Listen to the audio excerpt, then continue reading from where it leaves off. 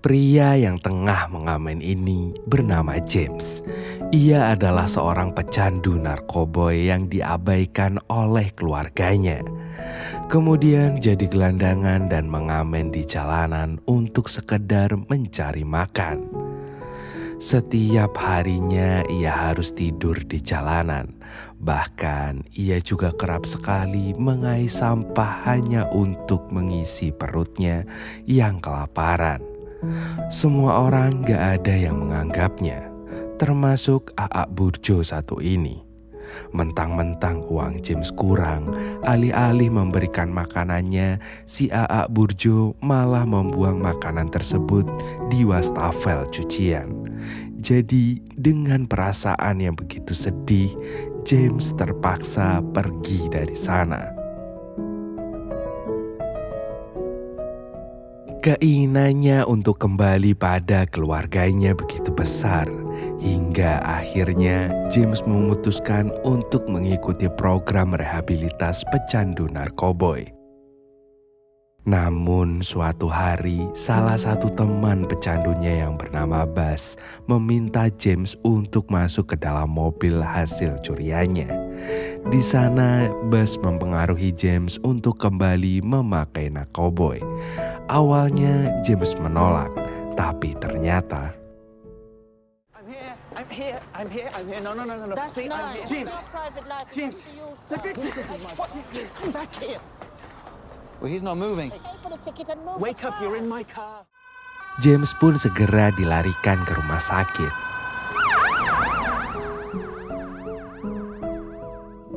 Saat pendamping rehabilitasnya yang bernama Val datang, James selalu menanyakan keberadaan gitarnya. Karena gitarnya adalah satu-satunya harta yang ia miliki. Di sana, Val yang udah sangat kesal pun ngomong bahwa ini adalah terakhir kalinya dia membantunya. Bahkan Val sudah gak mau menerima permintaan maaf dari James. Karena ini bukan pertama kalinya James mengingkari janjinya untuk tak memakai narkoboy lagi. Setelah keluar dari rumah sakit, James mendatangi kantor Val dan kembali meminta maaf padanya. Beruntung, Val masih memaafkan James dengan syarat James harus rutin mengunjungi Val setiap 2 minggu sekali untuk memastikan keadaannya. Di sana, Val juga memberikan sebuah resep metadon untuk dikonsumsi oleh James. Metadon ini merupakan obat pereda nyeri dan sebagai bagian dalam pengobatan ketergantungan opioid. Sebelum pergi, Val meminta James menyanyikan sebuah lagu untuknya. You once asked me how long you come back to someone new. Never really ends or starts. Bring it down. Sometimes they got us. Well, it's all a powerful count. It's too good, don't give up. All that matters is the notes.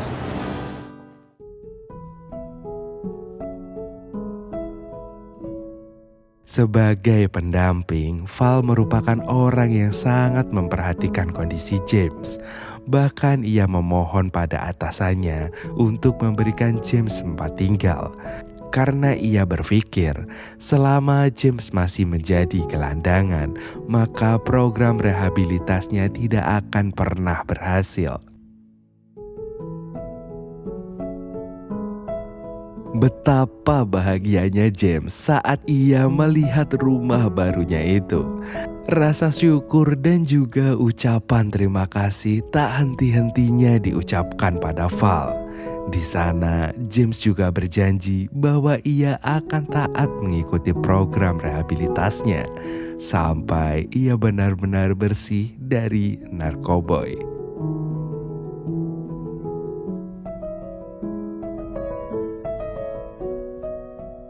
Saat James menikmati hari pertamanya mandi menggunakan air hangat, mendadak ia mendengar suara mencurigakan.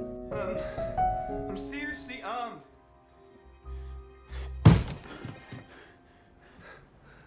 That was you making all that noise.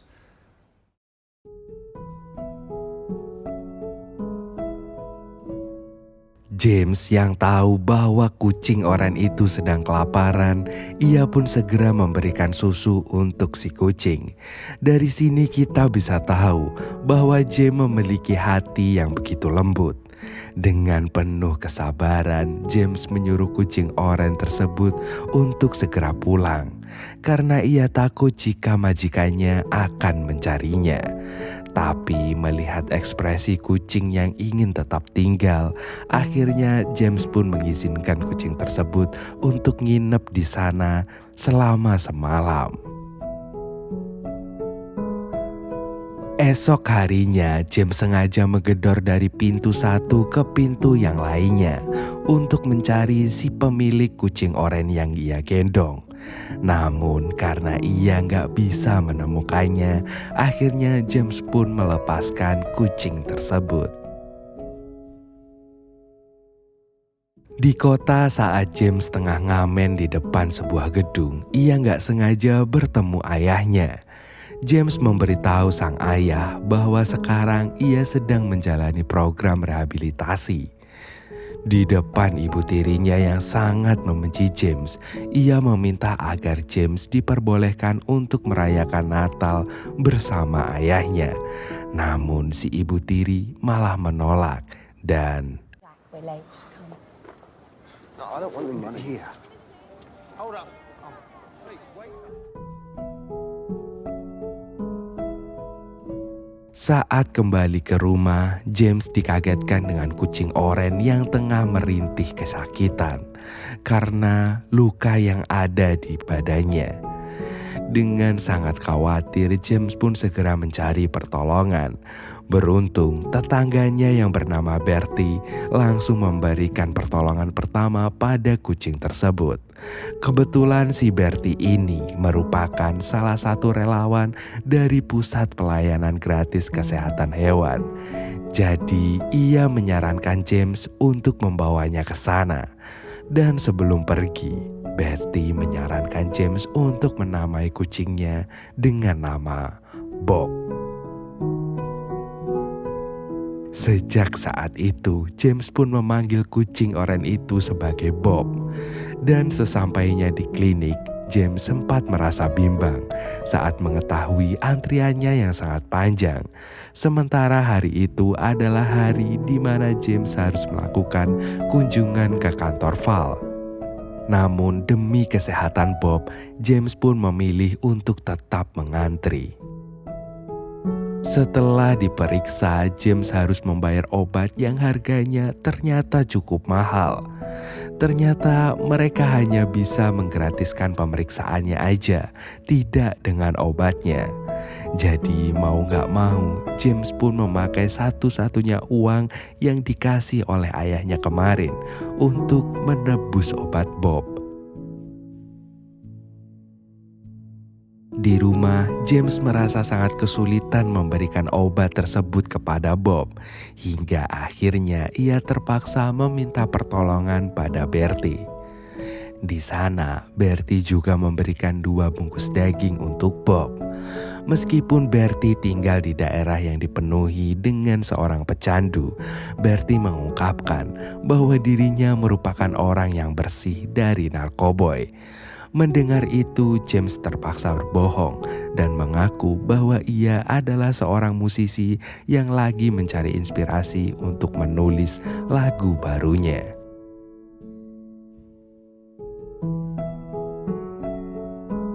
Keesokan harinya, James menemui Val untuk menjelaskan mengapa kemarin ia gak bisa menepati janjinya.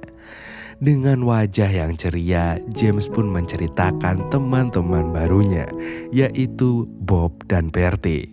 Namun setelah mendengar cerita tentang Bertie, Val pun menjadi sangat khawatir. Ia memperingatkan James bahwa kondisinya saat ini sangat tidak memungkinkan untuk memulai suatu hubungan. Mendengar hal tersebut, hati James pun menjadi sangat sedih. Beruntung Bob bisa membuat hati James merasa sedikit tenang. Wasn't my idea. You take it up with Betty. You hold still there. It's okay. It's okay, Bob.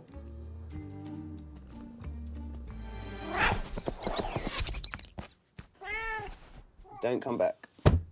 You only eat what I give you, yeah? Suatu hari saat James hendak pergi ke kota untuk ngamen, Bob selalu mengikutinya. Meskipun James udah melarangnya, tapi tetap aja. Silly now, what did I just say? You're gonna get yourself run over.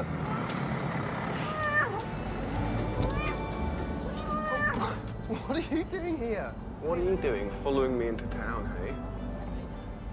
Not too tight now. No, I know. Jadi mau gak mau James pun harus membawa Bob untuk ikut ngamen bersamanya. Namun rupanya kehadiran Bob bisa menarik perhatian orang-orang di sana. Bahkan ada juga yang mengajak mereka berdua untuk foto bareng. Biasanya setiap ngamen gak pernah ada yang mau mendengarkannya. Namun kali ini Satellite moments here and gone. Just satellite. Everything is fleeting. Satellite moments.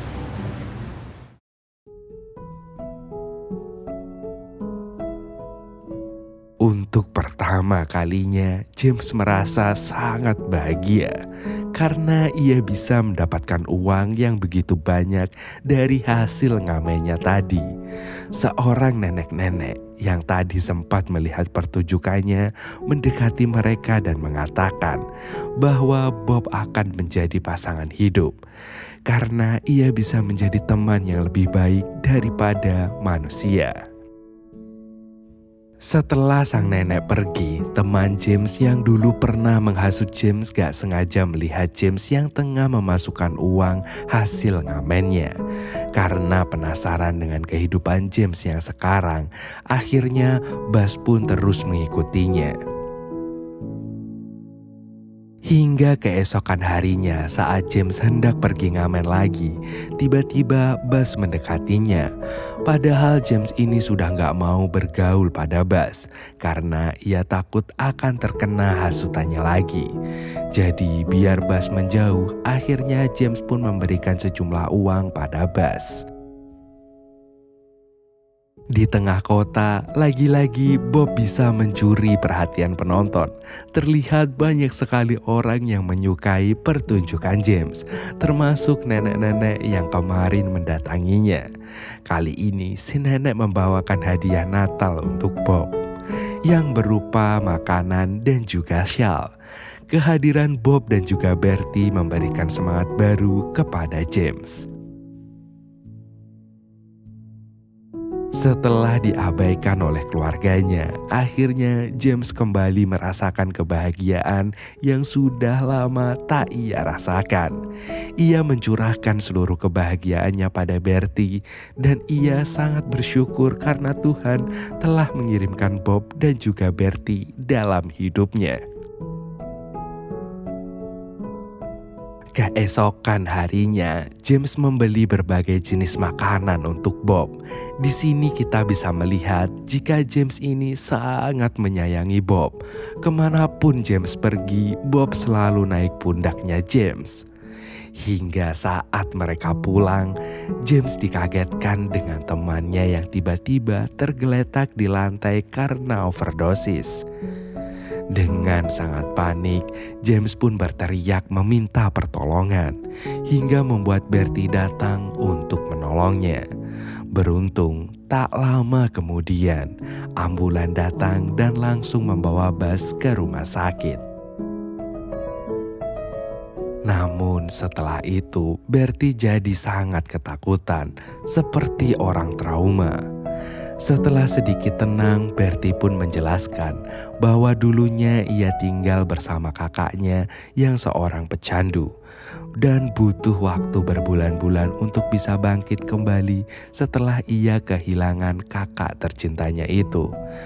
Dan sejak saat itu, Bertie sudah gak mau lagi mempunyai hubungan dengan seorang pecandu.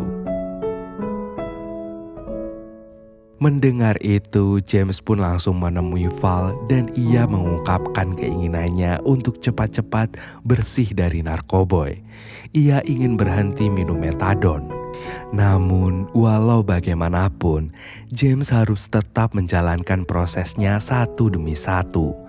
Val berjanji setelah Natal nanti, James boleh mencoba untuk tidak minum metadon. Singkat cerita, hari Natal pun tiba. Dengan perasaan sedikit takut, James memberanikan diri untuk mendatangi rumah ayahnya. Namun ternyata... Daddy, he's got a cat. What the hell? Hey kids. Hey Hillary. Happy New Year. Bryce, stop chasing. Get that thing out of here. She'll have an attack. No! Come on, mate. Go! I'm sorry.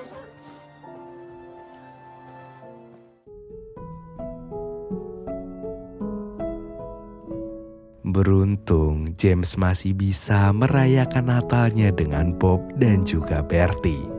Di sana, James merasa sangat bahagia. Bahkan ia juga mendapatkan hadiah lukisan dari Bertie. Lagi-lagi, James merasa sangat bersyukur dengan kehidupan yang semakin hari semakin membaik.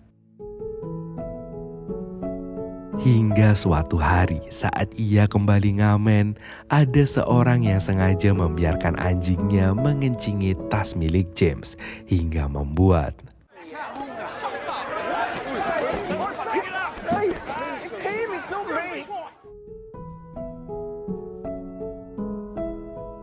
Beruntung, Val bisa mengeluarkan James dari kantor polisi dengan syarat bahwa James sudah tidak diperbolehkan untuk ngamen. Dan jika ia ketahuan ngamen, maka James akan dipenjara selama 6 bulan. Namun, James tidak memperdulikan dirinya.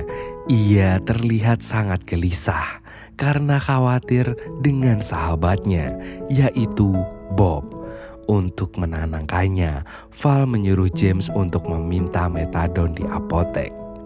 Namun, Bertie yang juga ada di apotek, ia nggak sengaja melihat James yang tengah meminum metadon, yang membuat Bertie marah besar.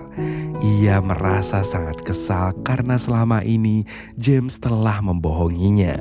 Bahkan Bertie sudah nggak mau lagi mendengarkan penjelasan dari James.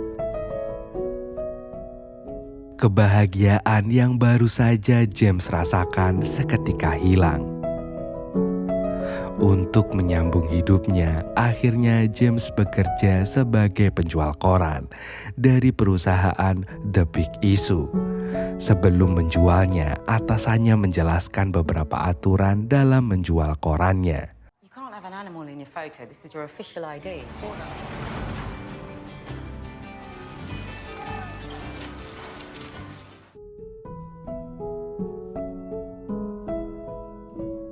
Lagi-lagi berkat si Bob, James pun dengan mudah menjual koran-korannya tersebut. Bahkan mereka berdua menarik perhatian seorang reporter yang tengah lewat di sana. Setelah mendapatkan izin, si reporter pun langsung meliput James dan juga Bob. Hal itu membuat salah satu temannya merasa iri dan langsung membenci James. Apalagi saat seorang meminta foto dengan James dan membeli korannya secara paksa di area penjualan temannya. Sang teman pun langsung melaporkan pada atasannya yang membuat James diskor berjualan selama 1 bulan.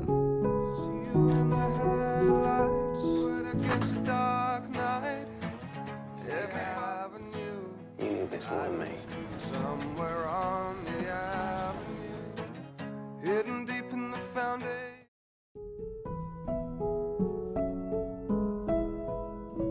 Sampai suatu hari, James pun mulai frustasi karena uang persediaannya mulai habis. Mendengar Bob yang terus mengeong, membuat emosi James memuncak dan langsung membentak Bob. Namun seketika ia sadar bahwa perbuatannya itu salah. Demi mencari sesuap nasi dan juga sesuap Whiskas, akhirnya James memberanikan diri untuk ngamen lagi. Ia terus ngamen dari tempat satu ke tempat yang lain. Hingga tiba-tiba Bertie yang melihat itu langsung memarahi James. Ia tahu bahwa polisi sudah tak memperbolehkan James ngamen lagi. Di sana secara nggak langsung Bertie malah mengungkapkan bahwa ia sudah mulai jatuh cinta pada James. Dan singkat cerita, masa hukuman Bob sudah berakhir. Ia sudah bisa kembali bekerja menjual koran-korannya lagi. Namun di luar dugaan, saat ia tengah menjual korannya, tiba-tiba seseorang datang dan memaksa James untuk menjual Bob pada anaknya. Hingga terjadilah. I don't want your money. How much do you want? And we'd be able to give him all the things that...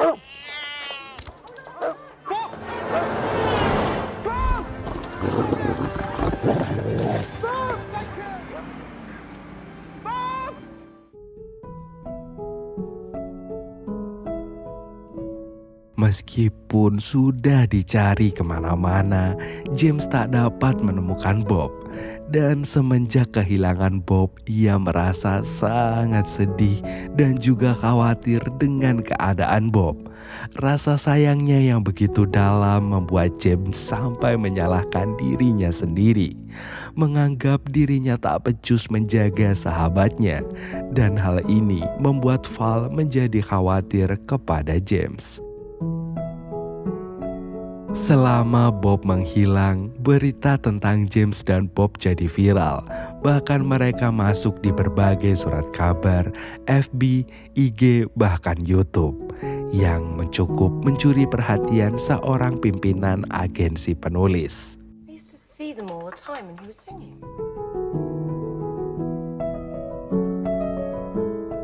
Dan setelah beberapa hari, Bob tak kunjung ditemukan. James yang sudah merasa putus asa, ia pun menghampiri penjual narkoboy yang ada di komplek rumahnya.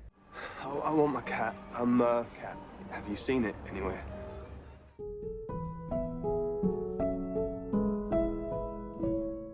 Begitu James kembali ke rumahnya, tiba-tiba Bob sudah ada di dalam rumah. Hal ini tentu saja membuat James merasa sangat lega. Dan seketika itu juga ia pun langsung memeluk Bob. Singkat cerita, akhirnya Val mengizinkan James untuk berhenti minum metadon selama seminggu. Ini merupakan proses terakhir dalam masa rehabilitasinya. Jika James berhasil, maka ia akan benar-benar bersih dari narkoboy. Dan dengan ditemani oleh Bob, James pun yakin bahwa ia akan berhasil melewati proses terakhirnya. Sebelum melakukan proses terakhirnya, James mencoba meminta maaf pada Val atas semua perlakuannya selama ini. Val yang pada dasarnya emang suka, akhirnya ia pun memaafkan James serta menyemangati agar James mampu melewati proses rehabilitasinya.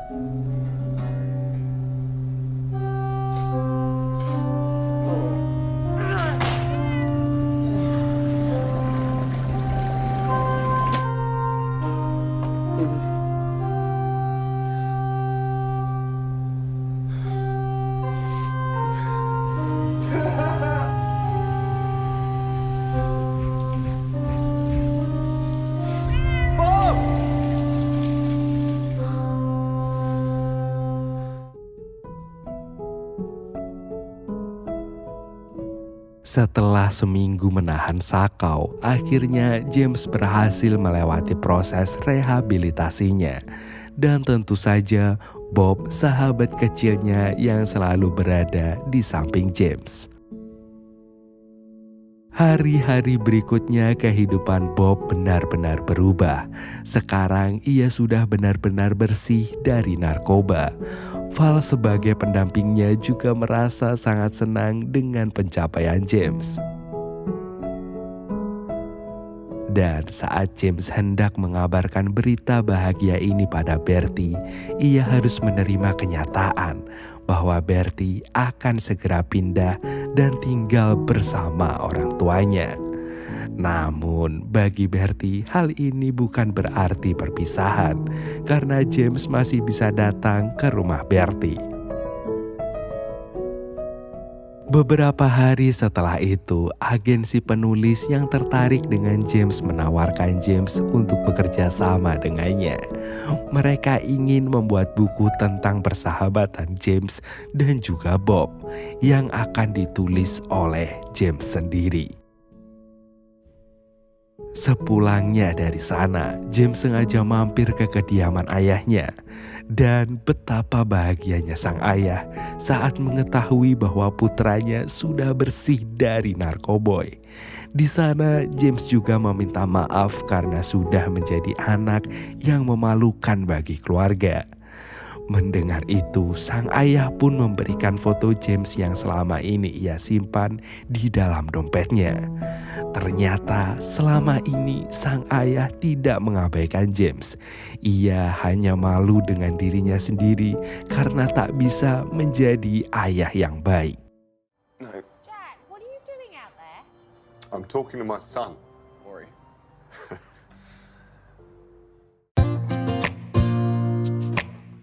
Singkat cerita, perilisan buku pertama James pun telah dilaksanakan. Bahkan banyak sekali orang-orang yang rela mengantri untuk mendapatkan tanda tangan James dan juga Bob. Semua orang yang pernah hadir dalam hidup James juga ikut hadir dalam acara launching tersebut, termasuk Bertie, Val, dan juga ayahnya. some joke about there not being enough room to swing a cat. Luckily for me, I had some very important companions to help with my second chance. And then she said to just tell the truth, and that's what I've done. Felt like I lived every moment. Good. We'd be stuck here forever. I don't understand right now how to make it through. But I'll get over you, and it's not like I'm gonna hate you. It's what it is, nothing left that we could do. Even though it hurts right now, we will make it through. I'll get over you. I'll get over you.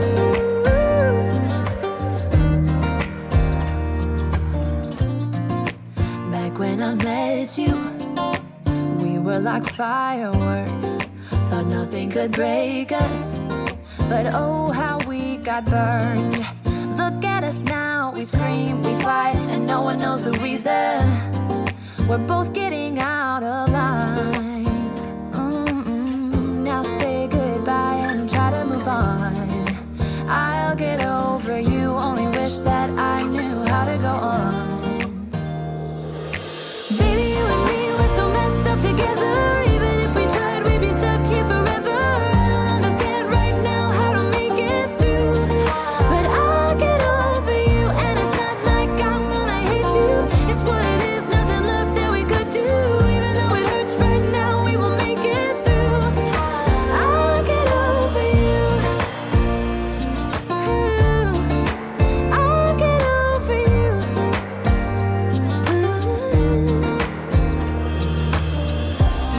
We were holding on to something that we both